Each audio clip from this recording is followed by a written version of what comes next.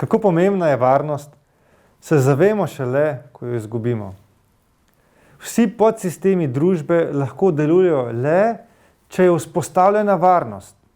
Zdravstvo, šolstvo, sociala in številna druga področja delujejo le, če imamo zagotovljeno varnost. Zato je varnost ključna za ustvarjanje državne blaginje.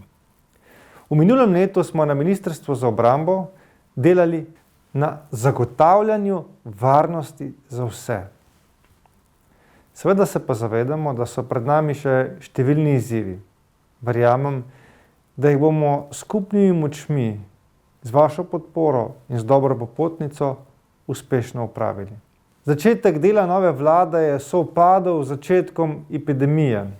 Ugotovili smo, da se lahko zanesemo le drug na drugega in seveda na sile civilne zaščite, na številne vas prostovoljce in seveda na Slovensko vojsko. Uspešno smo izpeljali obsežno vajo Preskok. Slovenski vojski dajemo mesto, ki si ga resnično zasluži. Sprejet je bil nenazadnje zakon, ki zagotavlja vojaške investicije do leta 2026. Uredili bomo socialni status vojakov po 45. letu. Kadrovske trende v Slovenski vojski smo končno obrnili navzgor. Lani smo tako zabeležili 100% več zaposlitev v Slovenski vojski kot leto poprej.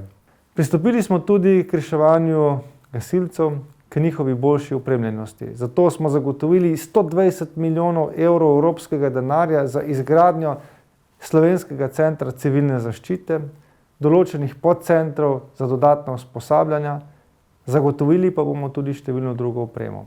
S PKP-7 smo zagotovili sredstva za dodatno pomoč prostovoljnim gasilskim društvom. Zagotavljamo tudi kadrovsko popolnjenost, ustrezno opremo in pa boljšo motivacijo v Slovenski vojski, seveda pa tudi civilni zaščiti. Samo skupaj zmoremo.